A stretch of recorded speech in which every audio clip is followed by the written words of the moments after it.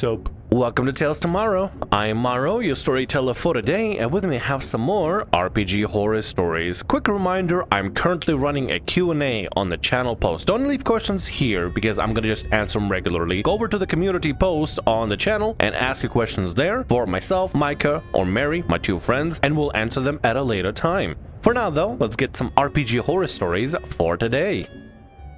The most atrocious first-time DM experience you may ever read. This one is a doozy. Apologies for the essay. Preface.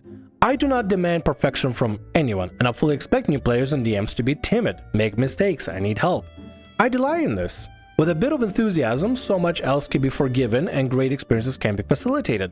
So when I say it took a lot to push me to this breaking point, I really mean it. Don't be discouraged if you're a new DM.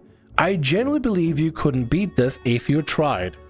This friend in question had been playing for about 3 decades. He loves the idea of D&D. He's obsessed with the D&D TikToks, watching people dress up and use voices, hearing funny stories and situations, collecting creative story and character ideas, and so much more. But when he plays, he's on his phone, distracting other players, or sleeping. That's some really bad etiquette at the table. You ask him to stop doing that, or you kick him out. Simple as that. Tolerating people that can't even just be polite enough not to be on the phone or distracting the players, or God forbid, sleep at the freaking table when playing D&D. If you can't manage to stay awake for the 3 or 4 hour sessions, that's at most, some sessions just only 2 hours, then what's the point of you showing up in the first place? Whether I or someone else is DMing is the same pattern that we have had many conversations about. He does not roleplay, not just speaking in character, which is forgivable. He doesn't investigate puzzles, explore, or interact with the world. He doesn't understand the mechanics or roles of combat, and is very easily bored unless something both exciting and pertinent to his PC is happening. 3 decades, huh? 3 decades of doing this and you can't even muster any sort of enthusiasm? How do you not muster enthusiasm? I don't think the player wants to play D&D. I think they'll want to watch videos and like the idea of D&D, but never want to actually play it. When he said he wanted to DM for the first time, I restrained my utter disbelief and did everything in my power to help him be successful, short of doing it all for him. Not for his lack of trying. He initially asked me to co-DM for him, so I can run combat, voice NPCs, and keep the story moving. Shot that down real quick. Told him how long it takes to prepare for a game, time that I don't have, and suggested he do some serious studying. I encouraged modules and official campaigns with easy peasy box text, but no, he wanted to use ideas he found on TikTok for a custom game. The custom game? An hour of roleplay between PCs, a 15-minute combat, another 45 minutes of painful attempt to move the story to stopping point so we could leave.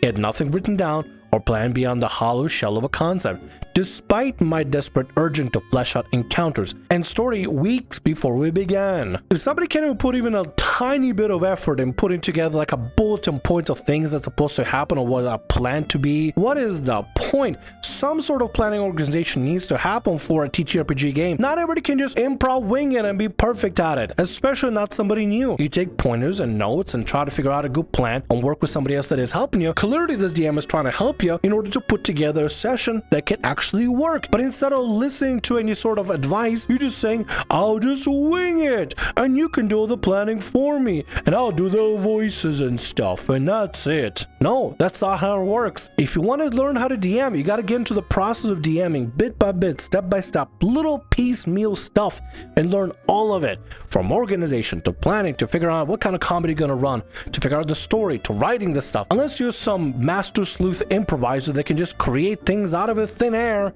then don't do that. Plan accordingly. Make sure you put in some work if you want to have a good session. Some of the highlights. Exactly 2 NPCs. Neither had names or descriptions beyond age, gender, and role. Old man tavern keeper and young girl informant. The tavern was packed with other nameless, featureless townfolk. None wanted to talk to us. 0 skill checks or dice rolls outside of combat. Questions that would trigger those rolls were simply answered with a yes or no. Do you all recognize what creature that is? No, you've probably never seen something like this before. Okay. We filled dead air with PC roleplay, waiting for some kind of story progression, but he just sat back and watched us chat. This entire section was us doing nothing, just sitting and talking. He really enjoyed this part. There's nothing wrong with giving window for your players to roleplay and stuff, but it has to be like at an extent. Don't just extend it all the way and just be like, okay, you entertain me now, I'll just watch and hang out. Gotta be a setup for something that's coming up ahead of time. It's a little bit of a window to give your players time to interact together and to chat in character before the plot can continue. The climax included playing a spooky song on TikTok at full volume in a very crowded game shop. We had to intervene and tell him to turn it down. Combat, 5 level 5 PCs versus 3 ghosts, included skipping monster turn, having or quartering monster HP, and calling monsters dead just to get them off the table.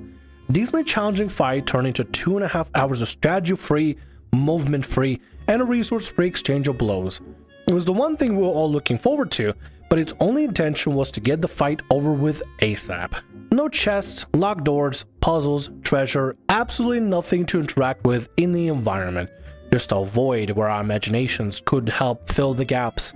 All our questions about scenery and setting met with, I don't know. If you can't even describe the scenery of the room the players enter in with an I don't know, then it's so simple.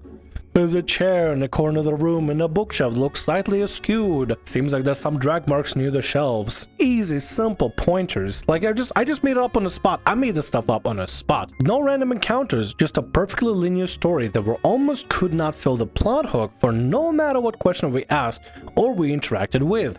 Most questions were answered with no. When the game stalled at a long rest and we asked what was next, he asked if everyone was done. We said sure, started backing up. We were met with passive aggression. Okay, wow, I guess nobody wants to investigate what happened. Finishing the game to his satisfaction was a slog of traveling to another location and waiting a week for a plot point cliffhanger to arrive. Sweet relief. He says he had a good time. At least someone has. If nobody has a good time, then it was a wasted effort for everybody. This wasn't an experience or anxiety issue. This was his ideal. We were his live, in-person TikTok that he got to interact with and direct. His idea of D&D is being an observer, not a participant. I am mad I even entertained this and generally do not know how to tell him I'm never playing with him again. Tough when the person is a friend. I experienced it so you don't have to. Learn from my mistake, fake a family emergency, and run. At some point, you're gonna have to be direct to the guy and say, listen, you don't want to DM, you just want to watch funny TikToks about D&D. And you don't really, I feel like you want to play, you just want to watch funny TikToks about D&D. And there's nothing wrong if that's what you want to do.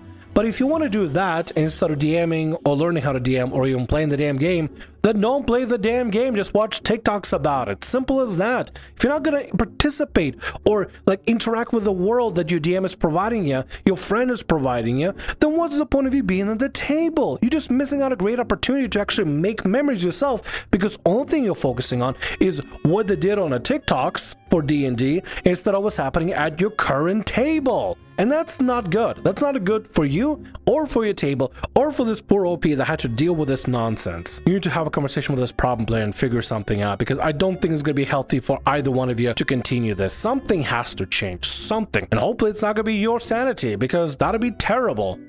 Alright, anyway, let's get to the next story for today. I don't think the GM likes competition. This is one of those play-by-post Discord servers. I'm writing the story completely by memory, so I apologize if something doesn't add up. In my previous story, I mentioned how I try to avoid conflict like this. This time my dad was watching me over my shoulder and he sort of egged me on during this one after I asked for his help. I was looking for something involving space and science fiction, so I go onto Discord, and start looking. Normally I look for smaller servers that I have a higher chance of playing a more significant role in the story, so I joined this small, kind of inactive server. It was one of those sandbox ones, where you join, make a character, alien species, government, then pretend to be or part of a nation. This server didn't abide by normal RPG rules where you use dice to roll, but the GM would decide how things turn out based on context. Here's an example. You're in a space battle, you have 3 powerful dreadnoughts and the enemy has 3 slow cruisers. GM would decide whether you won or lost, and then you usually took it upon yourself and your opponent to decide the specifics of the losses. So I joined the server and started working on a sort of antagonistic character, an evil emperor. I engage in a bit of a small talk as I'm writing, but nothing too important. Once I submit, it gets accepted. I submit the character, his government, his ships, his soldiers, etc. So now I'm itching for some roleplay. I ask the GM and he says sure. A little bit of relevant info. The lore was very detailed. Well, that wasn't a problem. what was the problem was one of the factions in the lore, though described as something like a predecessor of all life in the galaxy. They were the most advanced, etc, etc. I didn't realize how much of a problem this was until it started the roleplay. Sounds like a DMPC made their own nation of super powerful, super strong, super special, super extra powerful DMPC like race of the predecessors. The most advanced, the most powerful, etc, etc. Basically made a faction of Mary Sue's and Gary Stews. It's kind of when somebody makes a DMPC that's super powerful, but as long as they don't completely overshadow the rest of the party, I think you should be fine. My evil emperor wants to make good first impressions so that he can conduct his evil plans without being immediately singled out. So he sends 3 warships into uncharted territory that belonged to a pioneer race, as the GM described it. What ensued was the pioneers immediately raised the alarm, contacted the predecessor Papa to come save them, and raised their guns before even contacting my character to check out their intentions. At the time, I saw this as blatant metagaming, as I did describe in my post that he had evil intentions, but he wasn't trying to be evil at that moment in time. We eventually move on and my character goes home. Surprise, surprise, the predecessor race wants a chat.